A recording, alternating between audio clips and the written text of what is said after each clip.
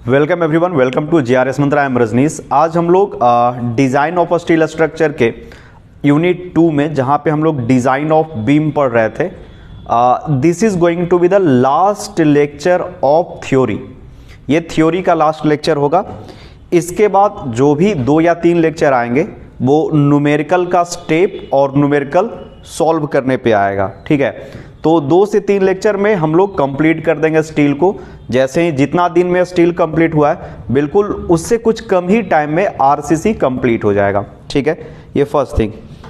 Second चीज़ है कि जो भी स्टूडेंट लीड का लेटरल एंट्री के थ्रू बीटेक में एडमिशन लेना चाह रहे हैं, उनके लिए बैच स्टार्ट हो रहा है जीआरएस मंत्रा में। आप कांटेक्ट कर सकते हो अगर आप इंटरेस्टेड हो। 8797286737। इस नंबर पे कॉल कर लेना, तुमको जानकारी मिल जाएगा। या एक और नंबर है 8603276737। ये दोनों नंबर पे कॉल करके आप जानकारी ले लेना, विशेष रूप से मिल जाएगा आपको। और एक डेडिकेटेड वीडियो आ जाएगा इस पे, मतलब सिलेबस क्या है, स्कोप क्या है, इससे आपको क्या फ़ायदा होगा, किसको ज्वाइन करना चाहिए, किसको ज्वाइन नहीं करना चाहिए, इस पे भी डिस्कशन करेंगे। फ़ी कितना होता है ये सब आपको पता चल जाएगा। कौन कौन से कॉलेज एलिजिबल हैं, कहाँ कहाँ आप एडमिशन ले सकते हो, इसके बारे में भी हम आके एक सेपरेट वीडियो में आपको बता देंगे। मोस्ट प्रोबेबली, यानी जो हम उम्मीद रखते हैं कि 16 जनवरी 2023 से ये बैच है वो स्टार्ट होगा। 16 जनवरी से स्टार्ट होगा। ठीक है, मोस्ट प्रोबेबली। और फ़ी जो रहने जा रहा है वो 1500 के आसपास रखेंगे। 3 सब्जेक्ट होता है पढ़ना, मैथमेटिक्स, मैकेनिक्स और इंग्लिश। 3 होता है, जिसमें 2 paper I think I am going to taught you 2 paper, mechanics और जनरल इंग्लिश या टेक्निकल इंग्लिश बोल सकते हो। और एक मैथ के लिए कोई टीचर हायर किए हैं, वो पढ़ाएंगे आपको, मतलब टीचर आ चुके हैं। तो होगा, उस पर डिस्कशन करेंगे हम लोग आगे चल के। चलो ठीक है, देखो सब हो गया। सब जितना कुछ अभी बोले सब भूल जाओ, आ जाते हैं हम लोग अपने टॉपिक पे। अगर कुछ पुराना बात आपको हम याद दिलाएं, ठीक है, if I recall you something old concept, बहुत पुरानी कॉन्सेप्ट को हम यहाँ पे लाने जा रहे हैं, चीज़ को समझना। देखो, कोई भी अगर एक बीम होता है तो उस बीम में बेंडिंग होगा तो कंप्रेशन आएगा और टेंशन आएगा। जैसे आप बीम पे लोड लगाओगे, कुछ इसका पोर्शन है वो कंप्रेस होने जा रहा है, ठीक है, और कुछ पोर्शन है उसमें एक्सटेंशन आएगा, टेंशन आएगा। ठीक है, कंप्रेशन भी आता है और टेंशन भी आता है। आगे बाबू इतना समझ में। अगर हम लोग बॉटम वाले फाइबर को ट्रीट करें, बॉटम वाले फाइबर को देखें, तो इसमें क्या आ चुका है, टेंशन आ गया है। ये बॉटम वाले फाइबर में एक लास्ट फाइबर की बात कर रहे हैं। ठीक है, लास्ट फाइबर की बात करें, इस फाइबर में जिसका नाम हम लोगों ने ए और बी दिया है। ठीक है, लास्ट लेयर बोलो, फाइबर बोलो, पार्ट बोलो। ठीक है, पूरा एक छोटा छोटा लेयर से बना होगा।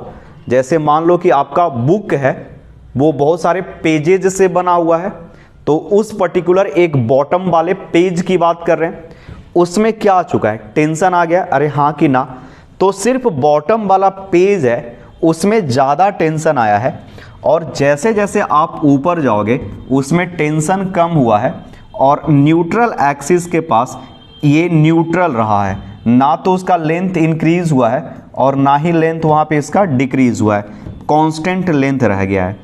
ठीक उसके ऊपर वाला, अगर सबसे टॉप वाला हम लोग लेयर देखें या सबसे ऊपर वाला पेज देखें, बिकॉज ये बहुत सारे पेजेज से बना हुआ है, लेयर से बना हुआ है, फाइबर से बना हुआ है। तो ए बी, इसको बोल रहे हैं सी और इसको बोल रहे हैं डी।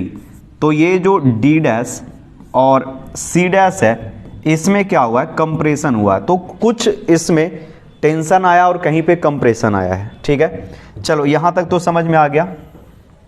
देखो बच्चा, जब हम लोग स्ट्रेस स्ट्रेन डायग्राम बनाते हैं, बढ़ जाते हैं नेक्स्ट पेज पे ही चले आते हैं। जब हम लोग स्ट्रेस स्ट्रेन डायग्राम बनाते हैं कोई भी माइल्ड स्टील का, तो आप बचपन में पढ़े होंगे या आपको याद होगा। ठीक है, जरा सा हम यहाँ पे डिस्कशन कर देते हैं उस चीज़ को, क्योंकि ये कॉन्सेप्ट ना आएगा। ये न्यूमेरिकल बनाने से पहले ये सब चीज़ सीखना बहुत ज़रूरी है। कि मटेरियल शुरू में क्या होता है कि इलास्टिक रहता है। मटेरियल शुरू में क्या होता है, इलास्टिक रहता है। यहाँ से आया, ये स्ट्रेट लाइन बनता है, एक प्रोपोर्शनल लिमिट या लिमिट ऑफ प्रोपोर्शनैलिटी आता है, फिर उसी के जस्ट ऊपर इलास्टिक लिमिट आता है, फिर हम लोग अपर यील्ड पॉइंट फिर लोअर यील्ड पॉइंट ऑब्जर्व करते हैं। Then it move to the plastic section, ठीक है, फिर प्लास्टिक डिफॉर्मेशन होता है, प्लास्टिक डिफॉर्मेशन के बाद स्ट्रेन हार्डनिंग, स्ट्रेन हार्डनिंग के बाद अल्टीमेट एक पॉइंट पे जाके इसमें रप्चर हो जाता है। अगर इस पॉइंट को बोले तो इस पॉइंट को ए पॉइंट बोल रहे हैं। जैसे यहाँ पे हम कुछ चीज़ों को लिख रहे हैं, ध्यान से समझना, इसको ए बोल रहे हैं तो इसको लिमिट ऑफ प्रोपोर्शनैलिटी या प्रोपोर्शनल लिमिट बोला जाता है। बी को बोला जाता है इलास्टिक लिमिट या इलास्टिक पॉइंट। उसके बाद अपर यील्ड पॉइंट फिर लोअर यील्ड पॉइंट मिलेगा, then you get another point जहाँ पे कंटिन्यूअस डिफॉर्मेशन होता है, फिर स्ट्रेन हार्डनिंग का यहाँ पे केस आएगा और लास्ट में ये फ्रैक्चर कर जाता है। ठीक है बच्चा। अब 2 पॉइंट ए और बी पॉइंट है वो एक ही जगह पे होता है, यहाँ तक मटेरियल है वो इलास्टिक रहता है। अच्छा सर, आप इलास्टिक कहने का मतलब है कि अगर मटेरियल में बस इतना स्ट्रेन लगाओ और मटेरियल में इतना स्ट्रेस डेवलप होने दो तो स्ट्रेस स्ट्रेन प्रोपोर्शनल है, हुक्स लॉ फॉलो होगा, तो यहाँ तक मटेरियल रहता है वो इलास्टिक रहता है। अच्छा, इलास्टिक मटेरियल में इलास्टिसिटी है, इलास्टिक रहता है या इलास्टिसिटी प्रॉपर्टी यहाँ तक मटेरियल शो करेगा, जहाँ पे आप लोड लगाने के बाद जैसे इसमें लोड हटाओगे ये ओरिजिनल शेप में आ जाएगा। आफ्टर पॉइंट बी जो कि ए और बी पास में ही है, यहाँ तक जो इसके बाद अगर आप उसमें डिफॉर्मेशन लगाते हो तो मटेरियल है वो मूव होकर चला जाएगा प्लास्टिक जोन में। सर ये प्लास्टिक वर्ड यूज़ कर रहे हैं, इट मीन्स व्हाट? प्लास्टिक कहने का, इलास्टिक समझा रहे बच्चा, प्लास्टिक समझा दो चीज़। सर इसको हल्के में मत लो, न्यूमेरिकल नहीं बनता है। मान लो कि हम कुछ आपको एक्स्ट्रा पढ़ाते हैं, इसलिए पढ़ाते हैं ना ताकि आपका फंडामेंटल क्लियर हो। ठीक है, आप कॉलेज में पढ़ो, किसी भी इंस्टीट्यूट में पढ़ो, उसको ये काम होता है या टीचर का ये काम होता है कि जल्दी से सिलेबस कंप्लीट करे। लेकिन जब आप बारीकी से चीज़ों को नहीं समझोगे ना, देखो हम लोग के पास समय बहुत ज़्यादा है, ठीक है, 3 महीने में 2 पेपर 3 पेपर हमको पढ़ाना होता है। यही जब आप एसएससी जेईई प्रिपरेशन करने आओगे तो वहाँ पे आपको बहुत कुछ मिलेगा बहुत कम समय में, तो बहुत फास्ट पढ़ाते हैं। इस चीज़ को सीखने का इससे बेहतरीन समय आपको कभी भी नहीं मिलेगा। हमेशा आप जल्दीबाजी में रहोगे, सर एग्ज़ाम का डेट आ गया, जल्दी जल्दी पढ़ाई करना। You don't have 3 year to complete all paper. अभी आपको डिप्लोमा में 3 साल का समय मिलता है जिसमें आप सभी पेपर को बढ़िया से कंप्लीट कर सको। 3 साल तो नहीं तो एटलीस्ट 2 ईयर तो हमको बढ़िया से मिलता है जिसमें हम लोग सारा पेपर पढ़ सकते हैं। कभी भी लाइफ में आपको 2 साल बैठकर पढ़ने का समय नहीं मिलेगा। एक पेपर दिए दूसरा पेपर देना होगा, मतलब एक एग्जाम दूसरा एग्जाम तीसरा एग्जाम। तो जितना डीप हो सके उतना डीप जाओ, जितना बेसिक चीज को सीख सकता है उतना बेसिक चीज को सीखो। ठीक है, देखना चाहे तो ये सब 2-3 लेक्चर में हम कंप्लीट करके अपना सर से हटा सकते हैं कि मेरा रिस्पॉन्सिबिलिटी खत्म हो गया, लेकिन पता है कि प्रॉब्लम्स आएगा, आपको प्रॉब्लम आएगा, इसीलिए हम एक एक चीज को डिटेल से बताते हैं। जब कभी भी आप मटेरियल को क्या करोगे, देखना यहां पे अच्छे से समझना, जब भी आप किसी मटेरियल को खींचोगे उसमें टेंसाइल फोर्स लगाओगे, then it is going to be deform. यहां पे आपने लोड लगाया तो इसमें क्या होगा, इसमें इलोंग्रेशन आएगा, तो नीचे है वो स्ट्रेन का ग्राफ बनता है, ये स्ट्रेन कहा जाता है और इसको स्ट्रेस कहा जाता है। तो स्ट्रेस वर्सेस स्ट्रेन एक ग्राफ बनता है जहां पे मटेरियल एक जैसे लोड लगाया आपने तो इसका लेंथ इंक्रीज हुआ, तो एक पर्टिकुलर लोड के बाद अगर आप इसमें लोड हटा देते हो यानी लोड आपने रिमूव कर दिया तो ये ओरिजिनल शेप में आ गया। उस लोड तक मटेरियल है वो इलास्टिक रहेगा, पर्टिकुलर लोड कहलाएगा इलास्टिक लिमिट। ठीक है, तो मटेरियल एक समय में इलास्टिक होता है फिर जाके वो प्लास्टिक बन जाता है। प्लास्टिक मतलब उसमें परमानेंट डिफॉर्मेशन हो जाता है, it is going to be deform permanently. अरे आ गया इतना बात समझ में? चलो ठीक है, अब हम लोग थोड़ा सा और आगे बढ़े, ये चीज़ बेसिक समझ में आ गया है तो हम लोग यहाँ पे बढ़ते हैं। देखो छोटू, अगर इस चीज़ को आप देखोगे तो इसका लेंथ जो है वो एक शॉर्टेन हुआ है, इंक्रीज हुआ है, कुछ लेंथ ज़्यादा मतलब लेंथ जो है किसी पर्टिकुलर फाइबर का ज़्यादा बढ़ा है, कोई लेंथ कम कम कम, ये तो पूरा न्यूट्रल ही रह गया। आ रहा है इतना बात समझ में? ये जो हम यहाँ पे डायग्राम बनाए हैं ना, ये इस चीज़ को रिप्रेजेंट कर रहा है, ध्यान से समझना कि पहले फाइबर इस पोजीशन पे हुआ करता था, पहले फाइबर इस पोजीशन पे हुआ करता था, ठीक है। ऊपर वाले फाइबर का जो पोजीशन है वो सिकुड़ गया है, घट गया है, और बॉटम वाले फाइबर का जो कभी बी के पास हुआ करता था उसका लेंथ इंक्रीज कर गया है। आ गया बच्चा समझ में? तो ये जो डायग्राम बन रहा है ना, ये बता रहा है कि कितना इसमें शॉर्टेन हुआ है और कितना इसमें इलोंग्रेशन आया है। कम शॉर्टेन ज़्यादा इलोंग्रेशन होते रहा है। यानी अगर हम लोग इस फेस की बात करें, ध्यान से समझना इस बात को बच्चा, कि मान लो ये 3D डायग्राम होता है या 3D बॉडी होता है, कुछ इसका जो फेस है वो कुछ ऐसे रहता है, ठीक है, कुछ ऐसे रहता है। तो ये बेंड होकर इसका फेस है वो कुछ ऐसे हो गया होता, ठीक है, कुछ ऐसे हो गया होता, बेंड होने के बाद कुछ इस तरह से बेंड हो जाता। तो उसी चीज़ को यहाँ पे हम अच्छे से रिप्रेजेंट कर रहे हैं और चीज़ों को समझा रहे हैं कि कैसे स्ट्रेन डेवलप होता है और कैसे बीम में स्ट्रेस डेवलप होता है। तो यहाँ पे इसका फेस है, बीम का ये फेस है वो आप देख रहे हो। जब बेंड हुआ तो ये न्यूट्रल एक्सिस के अबाउट ये रोटेट कर गया है, एक तो अंदर चला गया और एक बाहर आ गया।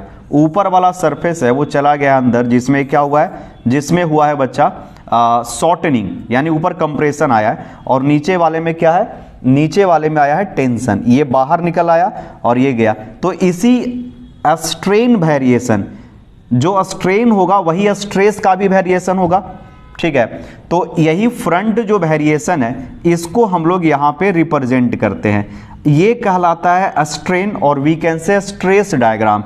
ये ऊपर वाला फाइबर जैसे जैसे आप बीम के डेप्थ को चेंज कर रहे हो वैसे वैसे स्ट्रेस का वेरिएशन होते जा रहा है। अरे हाँ कि ना, आ गया समझ में? यानी कहने का मतलब ये जो सेक्शन है तो सबसे ऊपर वाला लेयर रहा, यानी हम ये क्या बनाए, मान लो कि ये बीम है तो ये बीम का फ्रंट वाला पार्ट है, फ्रंट वाला पार्ट को रिप्रेजेंट करवाए हैं, ठीक है। ये फ्रंट वाला पार्ट है, इसको थोड़ा और आगे बढ़ा देते हैं। ये फ्रंट वाला पार्ट जो है ना, यहाँ पे A B, ठीक है बाबू, उसके बाद यहाँ पे C और यहाँ पे D, ठीक है, A B C D।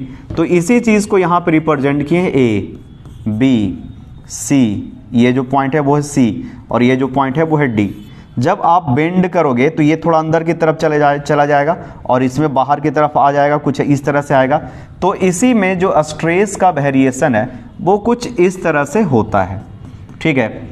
इस तरह से इसमें स्ट्रेस का डायग्राम बनता है, ठीक है, ये इस तरह से स्ट्रेस का डायग्राम बनता है, ठीक है। यहाँ तक समझ में आ गया?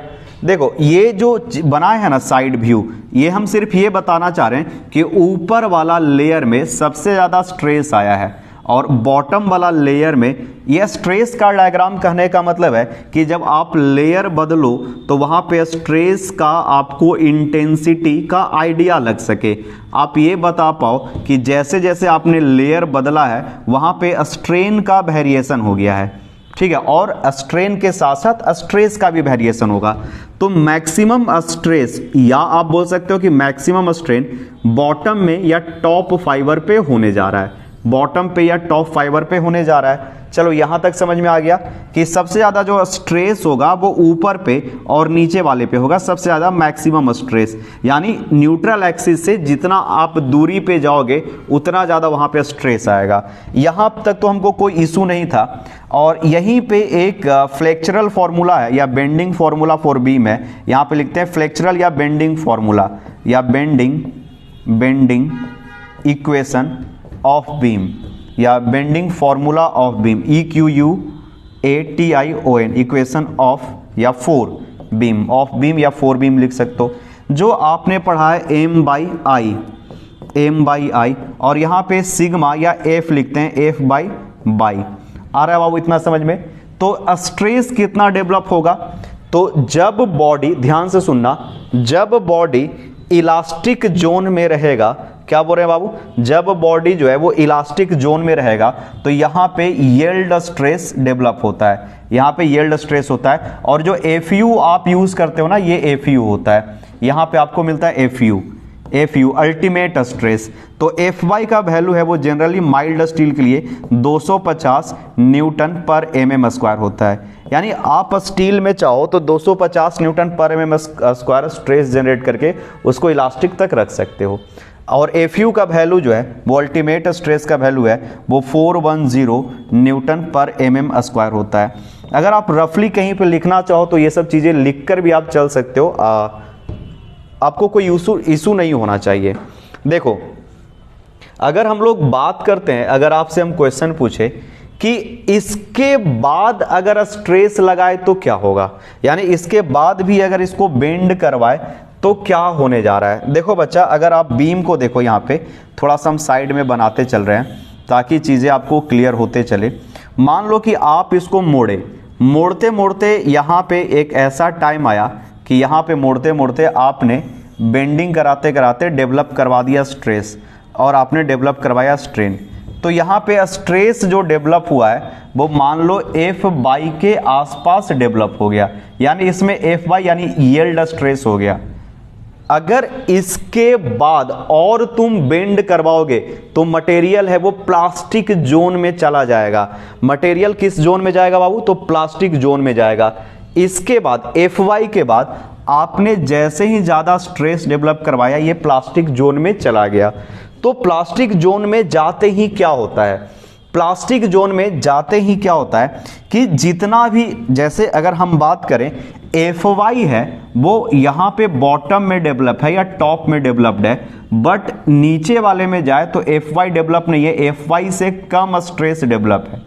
लेकिन फर्दर जब हम उसको मोड़ते हैं, इसको और बेंड करेंगे तो क्या होगा, ध्यान से देखना। एफ वाई जो है, जो सबसे टॉप लेयर में था, मैक्सिमम स्ट्रेस आ रहा था, ये और बढ़ना स्टार्ट होगा और धीरे धीरे ये नीचे वाले लेयर में भी एफ वाई है वो डेवलप होना शुरू हो जाएगा। एफ वाई है वो नीचे वाले लेयर में भी डेवलप होना शुरू हो जाएगा।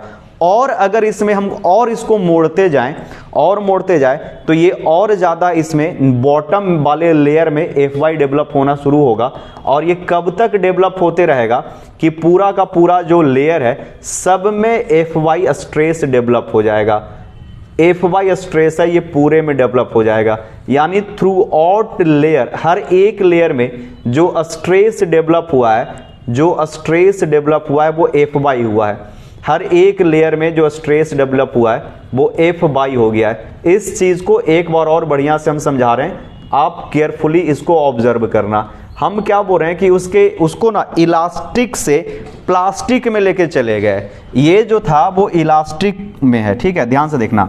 इसको थोड़ा सा नीचे करते हैं, इसको नीचे करते हैं। अभी जो ये इक्वेशन बन रहा है वो इलास्टिक में है, मटेरियल है वो क्या, इलास्टिक है। उसको और मोड़ते गए और मोड़ते गए तो मोड़ते गए तो बॉटम वाला लेयर भी और ज्यादा तनते गया, खींचते गया, उसमें भी स्ट्रेन और स्ट्रेस डेवलप होते गया।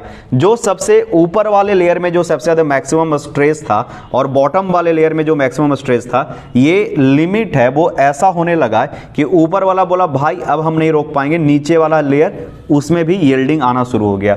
तो ये रिप्रेजेंट कर रहा है कि हर एक लेयर में यील्ड हो गया और ये मटेरियल है ये फुल्ली प्लास्टिक डेवलप हो गया। ये जो है वो प्लास्टिक हो गया उसमें, यानी उसके जितने भी लेयर थे सब में मैक्सिमम जो है वो लिमिट पहुंच गया है। आ गया समझ में? ये चीज आपको बढ़िया से क्लियर हुआ? चलो, तो एक होता है इलास्टिक, दूसरा होता है क्या, प्लास्टिक। इलास्टिक और प्लास्टिक, तो यहां पे आप चीजों को समझो। वेन मटेरियल जो है, ध्यान से समझना हम क्या बोल रहे हैं, जब मटेरियल होगा, इसको थोड़ा सा ऊपर कर रहे हैं या छोटा करते हैं, अगर आपको लिखना होगा तो इस चीज़ को लिख लेना, एक इलास्टिक का है दूसरा प्लास्टिक का है। देखो यहाँ पे लिख रहे हैं फोर इलास्टिक, जब मटेरियल इलास्टिक रहेगा, और बहुत ज़्यादा आप लोग लोड मत लेना, और यहाँ पे होगा फोर प्लास्टिक। जैसे ही मटेरियल प्लास्टिक बन जाएगा, यानी उसमें लोड ना इलास्टिक लिमिट से ज़्यादा लगा दिए, यानी मटेरियल में लोड है वो बढ़ाकर एकदम इस जोन में यहाँ तक ले गया है, उसमें इलोंग्रेशन ज़्यादा हो गया है, ठीक है। तो यहाँ पे देखना, जब इलास्टिक रहेगा तो मोमेंट जो होता है वो क्या होगा, एफ बाई रहेगा और ऊपर में हो जाएगा आई। तो आई बाई को हम लोग बोलते हैं सेक्शन मॉडुलस, और यहाँ पे जो है वो एम ई लिखाता है, यानी इलास्टिक में मोमेंट, और एफ और ये होता है जेड ई, इलास्टिक सेक्शन मॉडुलस।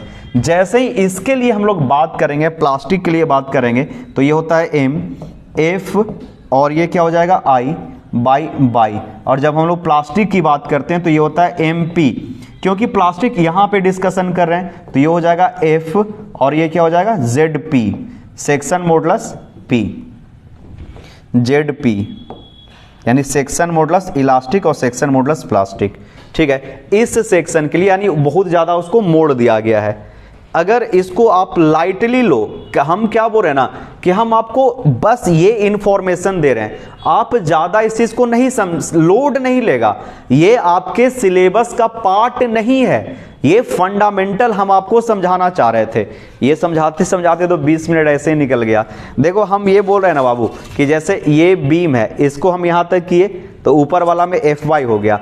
अरे इसके बाद और करेंगे और करेंगे और करेंगे तो क्या होगा, तो पहले तो सबसे ऊपर वाला लेयर में सबसे ज़्यादा स्ट्रेस डेवलप हुआ था। Now it is going to propagate at the neutral axis. ये अब और बेंड करोगे और बेंड, ये तो टूट जाएगा, हम ज़्यादा नहीं लगा रहे, बस आप इमेजिन करो और बेंड करें और बेंड करें और बेंड कर रहे हैं, तो हर लेयर में क्या हो रहा है और ज़्यादा स्ट्रेस होते जा रहा है। ये प्लास्टिक एनालिसिस कहलाता है।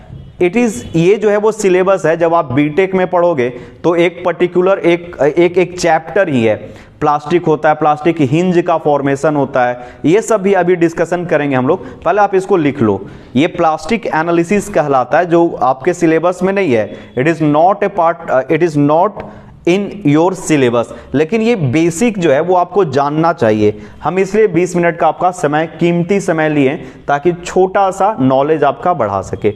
चलो ठीक है, आगे आगे बढ़ते हैं। इसी में एक चीज़ और आप ऐड कर लोगे कि जब बीम यहाँ पे, मान लो एक बीम है, ये फिक्स्ड बीम है, मान लो कि ऐसा एक फिक्स्ड बीम है, एक फिक्स्ड बीम है और इसके ऊपर आपने लोड लगा दिया, लोड लगा दिया। जब लोड लगाओगे तो ये क्या होगा, बेंड करेगा। It is going to be bend like this, ये बेंड करेगा। और लोड लगाओगे तो क्या होगा, और बेंड होगा और बेंड होगा और बेंड होगा, और एक टाइम पे जाके पूरा का पूरा ये लचीला बन जाता है। ये फिर जा रहे कह रहे हैं कि बाबू आप ज़्यादा लोड नहीं लोगे, जैसे ये लोड लेने का काम पूरा बीम पे छोड़ दो। हम बोल रहे हैं कि अभी जो है वो इलास्टिक है। इलास्टिक है कहने का मतलब सर कि जैसे इसको लोड हटाओगे ना, ये इस शेप में आ जाएगा, फिर लोड डालोगे डिफ्लेक्ट करेगा, ये ऐसे खेलते रहेगा, इलास्टिक इलास्टिक इलास्टिक इलास्टिक खेलेगा। ठीक है, मतलब कि आपने लोड लगाया, it is going to be deflect like this. आपने जैसे ही लोड को हटाया ये स्ट्रेट हो जाएगा। अगर इसमें हम एक ट्विस्ट ला दें, क्या ट्विस्ट ला दें कि सर इसमें जो अब लोड है ना, इसको डेंजर जोन में डाल देते हैं, यानी ये लोड का जो इंटेंसिटी है, लोड का इंटेंसिटी यानी लोड का मात्रा बढ़ा दें, तो क्या होगा, तब इसको प्रॉब्लम होने लगेगा बीम को, ये फेल होना चाहेगा। तो पहले तो ये रोकेगा इलास्टिक में रहेगा, फिर ये मूव होकर चला जाएगा प्लास्टिक में, और प्लास्टिक में जब जाएगा तो यहाँ पे देखो बाबू, ये जो है ना इस तरह से मुड़कर फेल हो जाएगा। जहाँ पे मैक्सिमम मोमेंट आया है वहीं पे सबसे ज़्यादा ये बेंड करके डिफ्लेक्ट होकर फेल करेगा। आया समझ में हम क्या बोल रहे हैं कि जहाँ पे मैक्सिमम मोमेंट होगा वहाँ पे कुछ ऐसे फेल होगा, यानी यहाँ पे अगर एक्सेसिव हम लोग लोड लगा दें, जो उसका क्षमता है उससे ज़्यादा लोड लगा दें, तो यहाँ पे प्लास्टिक जो है वो कुछ ऐसा स्ट्रेस डेवलप करेगा, प्लास्टिक स्टेट में चला गया, ऐसा स्टेट डेवलप करेगा। इसको बोलते हैं हिंज, इसको क्या बोलते हैं, हिंज फॉर्मेशन। ये इसमें हिंज फॉर्मेशन होगा और धीरे धीरे 3 हिंज बनता है, जहाँ जहाँ पे मैक्सिमम मोमेंट आएगा वहाँ वहाँ पे हिंजेस बनेगा और ये कोलैप्स कर जाएगा, टूट जाएगा। यानी एक तो कह रहे हैं ना कि मतलब बेंच पे बैठे, बेंच मुड़ा उठ गए, बेंच पे फिर बैठे, बेंच मुड़ा उठ गए। अब क्या किए ना, 4-5 लोग एक ही साथ बैठ गए तो बेंच क्या हो जाएगा, एकदम एक देखा है च्युइंगम टाइप का, च्युइंगम अगर इसको ऐसे खींच दो तो धीरे धीरे धीरे धीरे धीरे वो कुछ है। च्युइंगम अगर मान लो कि ऐसा है, ऐसा इस पे आपने लोड लगाया तो च्युइंगम ऐसे गया, और च्युइंगम जो चबा चबा के तुम लोग खाता है, और उस पे लोड लगाया ये पूरा ऐसे हो जाएगा, और ज़्यादा लोड लगाया तो कुछ ऐसा हो गया। तो इसी को बोल रहे ना हिंज का फॉर्मेशन हो रहा है, एक जगह पे जाके बेचारा पूरा का पूरा प्लास्टिक बन गया है। अब उसको जैसे च्युइंगम की तरह चाहो तो खींच दो, पूरा इस तरह से फॉर्मेशन हो गया है। आप इस चीज़ को लिख लो, यहाँ पे इसको भी बना लो। चलो इतना तो तुम लोग का हम ब्रेन वॉश कर दिए हैं कि अब हम तुमको समझाए क्या, ये हमको समझाने के लिए थोड़ा सा सोचना पड़ेगा कि कहाँ से अब हम शुरू करें। तो उम्मीद है कि स्टील के इस कॉन्सेप्ट को आपने एंजॉय किया होगा। थोड़ा सा हम आपको क्या करते हैं, रिलैक्स करवा देते हैं। रिलैक्स हो जाओ, then we will move to the further next topic. हो सकता है कि 35 मिनट 40 मिनट का ये लेक्चर बने और थ्योरी है वो आज ही कंप्लीट हो जाएगा। चलो एकदम बच्चा वाला बात करते हैं, एकदम बाबू वाला छोटा छोटा बात ध्यान से सुनना।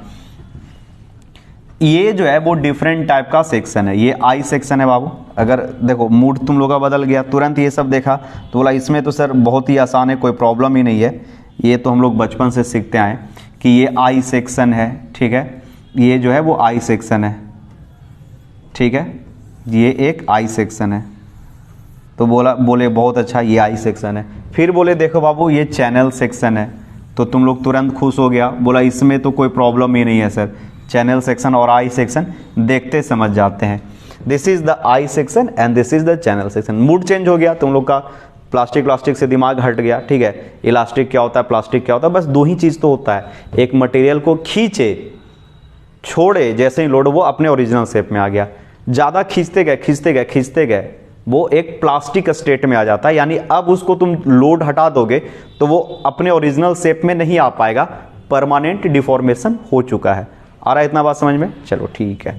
देखो अब यहाँ पे हम बोल रहे हैं कि this is the neutral axis, यहाँ पे एक्सिस है, दो एक्सिस, ठीक है, बहुत अच्छे। ये जो है फ्लेंज कहलाता है, ये कहलाता है TF, थिकनेस ऑफ फ्लेंज, ठीक है छोटू। यहाँ पे इसको हम बोल रहे हैं width of flange, BF, width of flange. Centroid से एक डिस्टेंस ले रहे हैं और इसका नाम सिर्फ B दे रहे हैं। अरे हाँ कि ना? तो बोलोगे हाँ सर, यहाँ तक हमको समझ में आ गया, कोई दिक्कत नहीं है, लोड नहीं लेगा।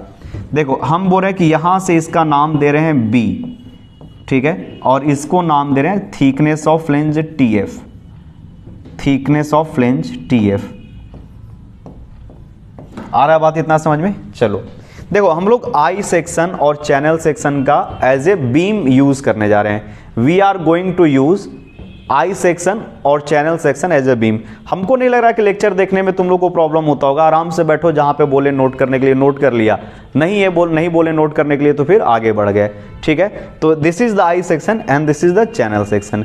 देखो अगर हम बात करते हैं कि अब तक आपको पिछले क्लास में क्या क्या पढ़ा चुके हैं, उस पर थोड़ा डिस्कशन कर लेते हैं कि लास्ट वीडियो लेक्चर में क्या बताए थे। आपको बताए थे लैटरली अनसपोर्टेड बीम, यानी ये क्या, सॉरी, लैटरली सपोर्टेड बीम, यानी इसको ऊपर वाले फ्लेंज को मतलब होल्ड करके रखा गया है, पकड़ के रखा गया है, they are not allowed to buckle और बेंड। तो इस तरह के बीम को बोला जाता है लैटरली सपोर्टेड बीम, ठीक है। यहां पे इसके बाद आपको हम बताए थे कि इसका परमिसिबल स्ट्रेसेस है वो क्या होता है। उसके बाद हम लोग नेक्स्ट बताए थे आपको कि लैटरली अनसपोर्टेड बीम होता है, यानी एक बीम के ऊपर कंक्रीट का जो सरफेस है उसको रख दिया गया है, ठीक है, मतलब दोनों में कोई कनेक्शन नहीं है। This can be bend like this. ये मान लो कि आई सेक्शन है तो ये इस तरह से बेंड कर सकता है, लैटरली ये मुड़ सकता है। आ गया समझ में? ऐसे बीम है, इसके ऊपर कंक्रीट का सरफेस लगा है but it can be bend like this, लेकिन अनसपोर्टेड में बेंड नहीं था। चलो यहां तक पिछले क्लास में बताए थे। उसके बाद यहां पे परमिसिबल बेंडिंग स्ट्रेस में एक XLT का वैल्यू आया था और बाकी सब सेम चीजें सेम थी। रिवीजन आप करते चलोगे बच्चा, समझा, नहीं तो फिर बहुत प्रॉब्लम हो जाएगा आगे चल के, ठीक है। नेक्स्ट आपको बताए थे, देखो ये फिर से स्ट्रेस डायग्राम आ गया, वहां पे शियर स्ट्रेस डायग्राम आ गया। तो आपको क्या बोले थे कि जो मैक्सिमम स्ट्रेस होगा वो ऊपर का फ्लेंज लेगा, जो मैक्सिमम होगा वो ये क्या लेगा, शियर लेगा। Web is going to web जो है वो ये यहाँ पे जो आपको वेब दिख रहा है ये क्या कैरी करेगा, वेब कैरी करेगा शियर को, मैक्सिमम शियर यहाँ पे आ रहा है। फ्लेंज किसको कैरी करेगा, तो बेंडिंग स्ट्रेसेस को, ठीक है। ये पिछले क्लास में बहुत अच्छे से आपको डिस्कस करवाए थे। Shear area for rolled section बताए थे कि आपको पूरा का पूरा ये वाला पार्ट है वो आपको लेना है जब भी आप शियर के लिए एरिया कैलकुलेट करोगे, because this full part is going to take the shear. ये पूरा का पूरा भाग है वो शियर को रोकेगा, ठीक है। शियर स्ट्रेस डायग्राम यहाँ पे, तो ये वाला जो वेब है वो मेजर पार्ट को कैरी करता है। अगर आप ऑब्जेक्टिव में क्वेश्चन पूछा कि वेब ज्यादा क्या लेता है तो आप शियर आंसर करोगे, और फ्लेंज ज्यादा क्या लेता है तो बेंडिंग स्ट्रेस, ठीक है। फॉर बिल्ट अप सेक्शन के लिए भी हम लोग डिस्कशन कर चुके थे, ठीक है। इसके बाद देखो जब हम लोग नेक्स्ट आए थे तो secondary criteria in the design of beam, यानी क्या क्या और क्राइटेरिया हो सकता है जिससे बीम फेल करे, ठीक है। जैसे बोले थे कि प्राइमरी जो है वो बीम एक तो बेंडिंग में फेल होगा, बेंडिंग उसमें होगा, बेंडिंग होते होते फेल हो गया, this is the primary thing. B है वो कि शियर में फेल हो जाए, उसमें एक्सेसिव शियर स्ट्रेस डेवलप हो जाए और वो फेल हो जाए। और तीसरा सी बोले थे कि उसमें मैक्सिमम डिफ्लेक्शन यानी परमिसिबल जितना अलाउड है उससे वो ज़्यादा डिफ्लेक्शन हो जाए तो वो सर्विस के लायक नहीं रहता, वो यूज़ करने योग्य नहीं होता है, तो हम लोग उसको रिजेक्ट कर देते हैं। कितना होता है deflection, we are going to study in the next lecture, जहां पे आपको न्यूमेरिकल सॉल्व करना बताएंगे, ठीक है। तो ये प्राइमरी है। सेकेंडरी आपको बोले थे वेब बकलिंग, वेब क्रिपलिंग, और ये वेब बकलिंग, वेब क्रिपलिंग, और एक था लोकल फ्लेंज बकलिंग, फ्लेंज में बकलिंग, यानी बीम है वो बेंडिंग में भी फेल हो सकता है और लोकल बकलिंग में भी फेल हो सकता है। लोकल बकलिंग जब हम लोग वर्ड यूज करेंगे इट मींस फ्लेंज का बकलिंग, वेब का बकलिंग, फ्लेंज बकलिंग या वेब बकलिंग, सब दिख रहा है आपको, वेब बकलिंग या वेब क्रिपलिंग, वेब बकलिंग या वेब क्रिपलिंग, वेब क्रिपलिंग, ये सब का डिस्कशन होगा। अरे ठीक है, यहां तक समझ में आ गया।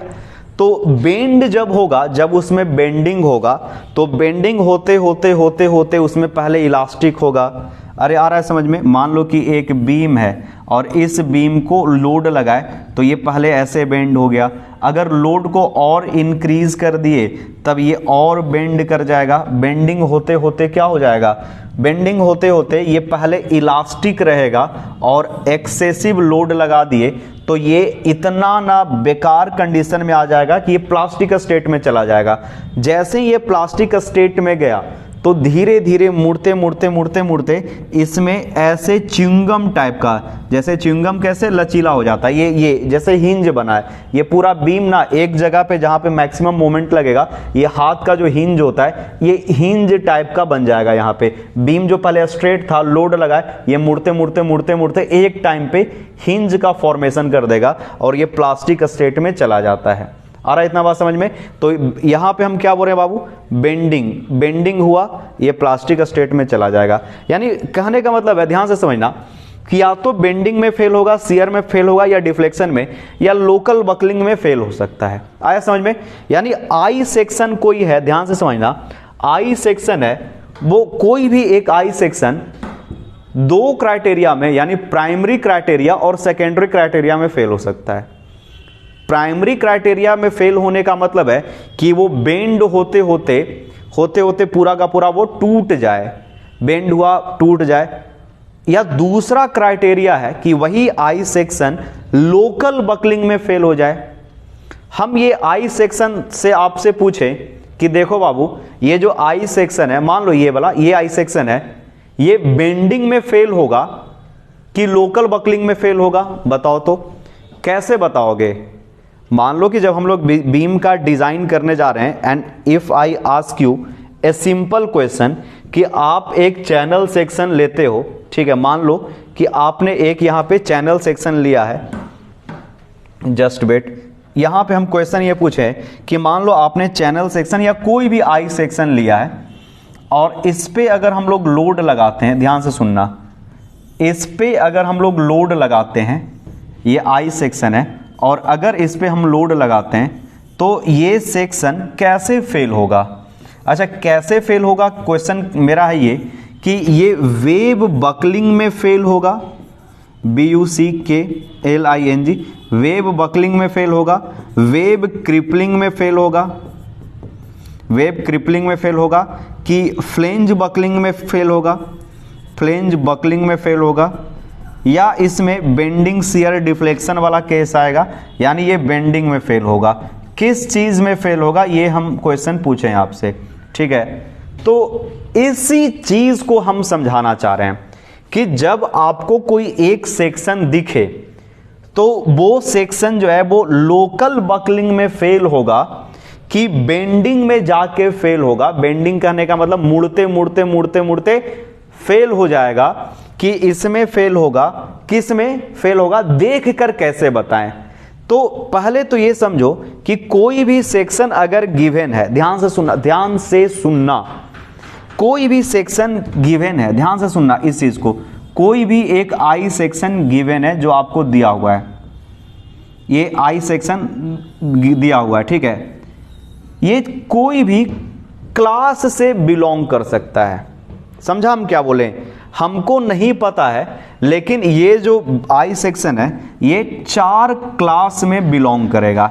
एक हो गया क्लास 1, दूसरा हो गया क्लास 2, यानी तीसरा हो सकता है क्लास 4, मतलब लिखने में वो हो गया ये क्लास 3, यानी कहने का मतलब है कि मान लो कोई एक स्टूडेंट है, वो बाहर निकला, अब टीचर जो है वो सोचा कि ये बच्चा कौन से क्लास का हो सकता है, और उस स्कूल में 4 ही कक्षा है, यानी क्लासेज है, क्लास 1, क्लास 2, क्लास 3, क्लास 4। तो वो जो स्टूडेंट बाहर निकल के आया है वो वही 4 किसी क्लास में होगा, या तो क्लास ए का होगा, क्लास बी का होगा, क्लास सी का होगा, या मतलब क्लास ए बी सी यानी क्लास 1 2 क्लास 3 4 का होगा। यानी मान लो कि एक छोटा सा स्कूल है जिसमें क्लास 1 क्लास 2 क्लास 3 क्लास 4 चलता है, और उस स्कूल में क्लास 5 है ही नहीं, क्लास 6 है ही नहीं, वहाँ पे कोई बच्चा घूम रहा है, ठीक है, बाथरूम के लिए निकला है, चाहे पानी वानी पीने के लिए निकला है।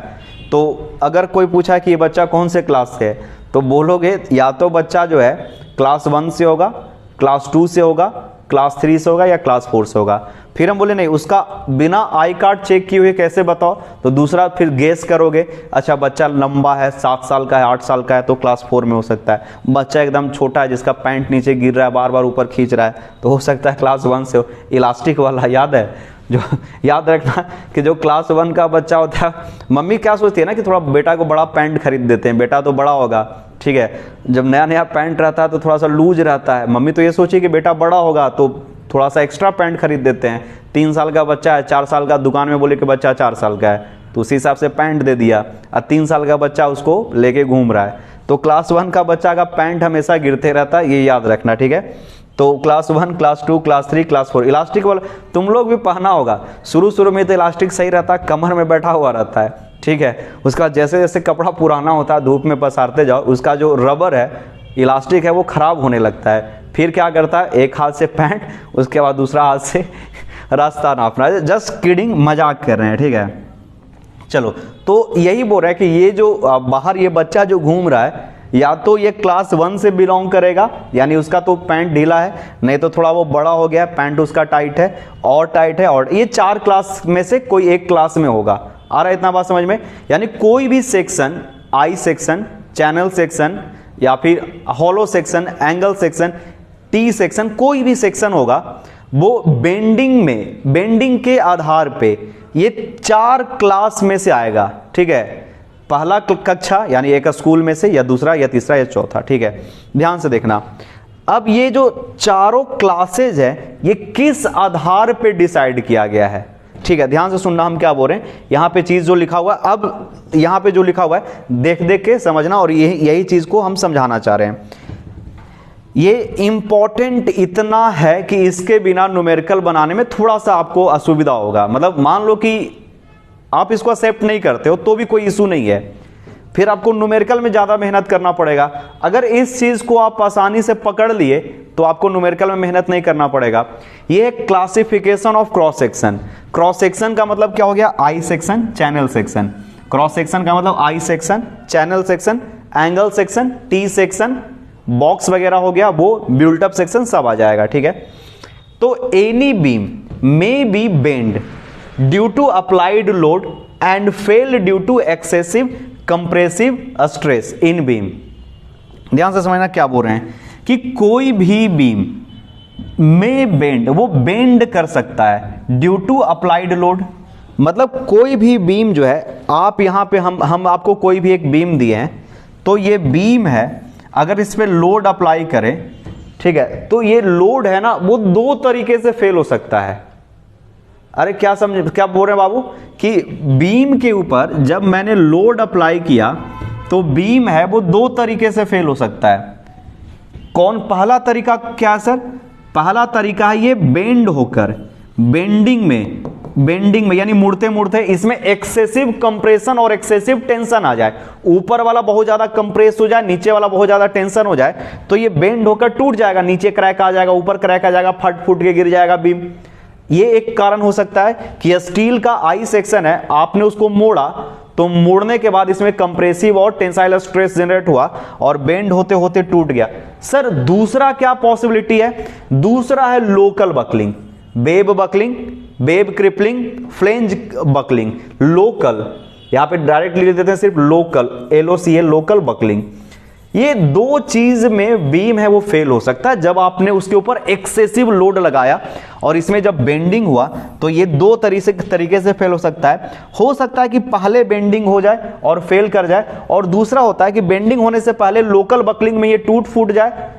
कोई एक छोटा सा लोकल पार्ट, मान लो कि मशीन, साइकिल का एक लोकल चीज टूट गया तो पूरा साइकिल गिर गया, चक्का इधर, दूसरा चक्का उधर, बीच में आप पड़े हुए हो, छोटा सा फेलुअर, लोकल फेलुअर के कारण। तो वही चीज बोल रहा है कि any beam may bend due to applied load, जो आपने लोड लगाया है उसके कारण वो बेंड कर सकता है, and fail due to excessive compressive stress in beam. On other hand, excessive compressive stress के कारण फेल हो सकता है। On the other hand beam may fail due to local buckling in beam element. तो local buckling जो है वो beam element में, यानी फ्लेंज में हो सकता है या वेब में हो सकता है। तो बीम एलिमेंट का मतलब फ्लेंज, और क्या बोल रहे हैं बाबू, वेब। तो यहां पे मोटा मोटी ये हो गया कि जब आपने बीम के ऊपर लोड लगाया तो बीम आइदर बेंड होके फेल होगा और नहीं तो उसमें लोकल बकलिंग होगा। यही चीज लिखे हैं कि any beam may bend due to applied load and fail due to excessive compressive stress in beam, यानी बेंडिंग में फेल हो सकता है। ऑन अदर हैंड बीम में fail due to local buckling in beam element, beam element में local buckling हो जाए, यानी web crippling, web buckling, flange buckling. ठीक है।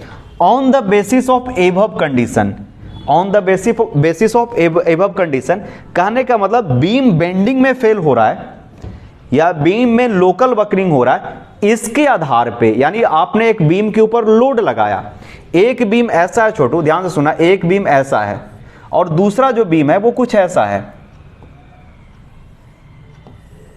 तो ऑब्वियस सी बात है कि इसमें फ्लेंज में बकलिंग होने के चांसेस बहुत ज्यादा हैं। या बीम कुछ एक ऐसा है जिसमें वेब में बकलिंग होने के चांस बहुत ज्यादा है, उस केस में ये बीम है वो बेंड होके टूटेगा और ये बीम है वो लोकल बकलिंग में टूटेगा। आ रहा है इतना बात समझ में? तो बीम है वो कैसे टूट रहा है उसके आधार पे उसको 4 क्लास में बांटा गया है। On the basis of above condition, यानी बीम फेल कैसे होगा, लोकल बकलिंग में फेल होगा कि बेंड होकर टूटेगा, यानी उसमें रप्चर हो जाएगा, वो फट जाएगा, हिंज बनाकर टूटेगा, बेंड होते हुए वो एक शहीद की मौत मरेगा कि लोकल मुठभेड़ में कट्टा से मरेगा, इसके आधार पे। लोकल बकलिंग का मतलब गली मोहल्ला में कुत्ते की मौत मरा है, लोकल बकलिंग अच्छा चीज नहीं होता है। ठीक है। कॉलम में कभी भी बीम में कभी भी लोकल बकलिंग नहीं होना चाहिए। हम लोग जब भी डिसाइड करेंगे या बीम फेल करवाएंगे उसका एकदम नेचुरल डेथ होना चाहिए बीम का, एकदम धीरे धीरे बेंड होते हुए उसमें हिंज का फॉर्मेशन होना है, हो जाए, लेकिन धीरे धीरे वो बेंड होते हुए टूटे। ये एक अच्छा फेल्यूर कंडीशन है। खराब अगर सेक्शन चूज करोगे, गलत सेक्शन चूज करोगे तो फिर प्रॉब्लम होगा, बीम है वो बकलिंग में, लोकल बकलिंग में फेल हो सकता है। ठीक है। और वहां पे अनइकोनॉमिकल, अनसेफ स्ट्रक्चर बनता है। दैट्स वाई दोनों चीज पढ़ाया जाता है कि आप सही कंडीशन चूज करो। बीम हमेशा फेल करवाना बेंडिंग में उसकी कैपेबिलिटी ज्यादा होगी, बहुत ज्यादा मजबूत होगा, बेंडिंग में धीरे धीरे फेल होगा। वाइड फ्लेंज वाला बीम आपने चूज कर लिया, मान लो बाबू कि आपने क्या कर लिया है, एक वाइड फ्लेंज का बीम चूज कर लिया जिसका फ्लेंज बहुत बड़ा है, तो ऑब्वियस सी बात है ये बेंडिंग से पहले इसका फ्लेंजे जो है वो बकल होके जैसे तैसे अनसर्विसेबल हो जाएगा, बेंड हो जाएगा, टूट जाएगा। That's why we have to decide a required section which is safe as well as economical, यानी सेक्शन जो होगा वो सेफ भी होना चाहिए, इकोनॉमिकल भी होना चाहिए। तो ये कैसे फेल होगा इसके आधार पे 4 सेक्शन डिसाइड किया गया है। पहला है प्लास्टिक सेक्शन, जिसको क्लास 1 भी कहते हैं, क्लास 1 का बच्चा। ठीक है। यानी प्लास्टिक सेक्शन इसी को बोला जाता है क्लास 1, 4 क्लास में बोले ना डिसाइड किया गया है। दूसरा है कॉम्पैक्ट सेक्शन जिसको बोलते हैं क्लास 2। ठीक है। तीसरा है class 3 semi compact section, class 3। और चौथा है सिलेंडर सेक्शन, क्लास 4। ठीक है। बीम के लिए जो बेस्ट सुटेबल सेक्शन है वो ये है प्लास्टिक सेक्शन, यानी वो इज्जत की मौत मरे, प्लास्टिक स्टेट में जाके मरे। दूसरा है कॉम्पैक्ट सेक्शन, जो प्लास्टिक स्टेट में तो जाएगा लेकिन इसके साथ कुछ कंडीशन अप्लाइड होगा। उसके बाद ये सेमी कॉम्पैक्ट सेक्शन और सिलेंडर सेक्शन है। सेमी कॉम्पैक्ट सेक्शन तो यील्डिंग में आके टूट जाता है, ये कंक्रीट वगैरह जो है वो तुमको सेमी कॉम्पैक्ट फेलुअर टाइप का दिखाएगा, जबकि सिलेंडर सेक्शन जो है ये इसमें लोकल बकलिंग हो जाता है। इस तरह का सेक्शन सिलेंडर सेक्शन आपको चूज नहीं करना है। क्या हम बीम में देखें कि उसको सिलेंडर बोल दे, बीम में हम क्या देखें यानी आई सेक्शन में क्या देखें कि उसको प्लास्टिक बोल दे, ये अब हम पढ़ने जा रहे हैं। देखो ध्यान से सुनना, प्लास्टिक सेक्शन एक ऐसा सेक्शन होता है जो जिस पे आपने लोड लगाया, एक आई सेक्शन है जो जिसमें आपने लोड लगाया वो धीरे धीरे बेंड होगा। क्या बोल रहे बाबू, आपने क्या किया है कि एक आई सेक्शन चूज किया और उस आई सेक्शन पे ध्यान से सुनेगा सब बच्चा लोग, एकदम एक एक चीज समझ में आएगा। एक आई सेक्शन है और जितना हम समझा रहे हैं ना, डील कर रहे हैं ना, उठा के कहीं भी देख लो, ना तो आपको यूट्यूब पे मिलेगा ना ही आपके प्रोफेसर पढ़ा पाएंगे, because it is totally different thing. जो भी हम पढ़ा रहे हैं आईएएस कोड में भी है, ठीक है। तो आईएएस कोड को रिफरेंस लेकर, बुक को रिफरेंस लेकर इतना डिटेल में इस चीज को बता रहे हैं। चीजों को समझना 45-46 मिनट तो ऐसे ही हो गया, लग रहा है 55 मिनट तो श्योर बनेगा, ठीक है। आगे देख लेते हैं। तो आपने मान लो कि एक सेक्शन लिया है, ये आई सेक्शन है, और ये जो आई सेक्शन है बच्चा, इसमें क्या होगा ध्यान से समझना। आई सेक्शन में क्या होगा कि आपने इसमें लोड लगाया, तो लोड लगाने के बाद ये बेंड किया, इज्जत से ये बेंड किया। जब ये बेंड होगा तो एक बार इलास्टिक स्टेट में होगा कि आपने इसके ऊपर से लोड हटाया तो ये स्ट्रेट हो जाएगा, और जब लोड लगाते रहे तो ये प्लास्टिक स्टेट में चला जाएगा। तो एक ऐसा बीम जिसमें आपने लोड लगाया, ये बेंड हुआ, बेंड होने के बाद ये प्लास्टिक स्टेट में आ जाएगा, तो उसको प्लास्टिक सेक्शन बोलेंगे। और इसमें फेलुअर मैकेनिज्म होते समय हिंज वगैरह फॉर्मेशन होगा, यानी बीम जब फेल होगा तो उसमें हिंज का फॉर्मेशन होगा, एकदम च्युइंगम की तरह वो जाके एकदम शेप दिखाएगा वहां पे, और वो आपको लगेगा कि अच्छा यहीं से टूटेगा, आपको क्लियर पता चलेगा कि यहीं से टूटने जा रहा है, तो उसको बोला जाता है प्लास्टिक सेक्शन, एकदम क्लियर इंडिकेशन होगा। कॉम्पैक्ट सेक्शन में क्लियर इंडिकेशन नहीं होता है, बीम प्लास्टिक में चला जाता है, इलास्टिक के बाद वो उसको धक्का देने पे वो प्लास्टिक में चला जाता है, लेकिन वो क्लियर इंडिकेशन नहीं देता है, आपको एग्जैक्ट नहीं पता चलेगा कि कहां से फेल हो रहा है।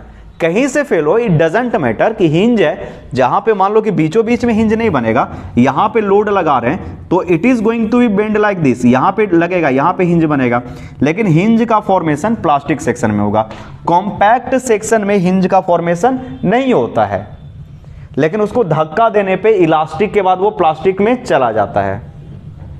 सेमी कॉम्पैक्ट सेक्शन ये इलास्टिक तक ही रहता है, उसमें कभी भी FY से जो है इस तरह का सेक्शन है वो कभी भी रेक्टेंगल में कन्वर्ट नहीं होता है, उसको बोला जाता है सेमी कॉम्पैक्ट सेक्शन। और सिलेंडर सेक्शन एक ऐसा सेक्शन होता है, एक ऐसा आई सेक्शन होता है जिसमें लोकल बकलिंग हो जाता है। कंडीशन क्या है, कंडीशन देखते हैं। देखो अब यहां पे समझना, 10 मिनट का और टाइम दे दो, एवरीथिंग विल बी क्लियर, ठीक है। या ऐसा करते हैं ना कि इसको अगले लेक्चर में हम आपको लिखवा देते हैं, ऑलरेडी ये जो है वो 48 मिनट का हो गया, 12-15 मिनट का एक और लेक्चर बना के बढ़िया से एक्सप्लेन कर देंगे। इसको लिखो, मिलते हैं नेक्स्ट क्लास में। Thank you everyone.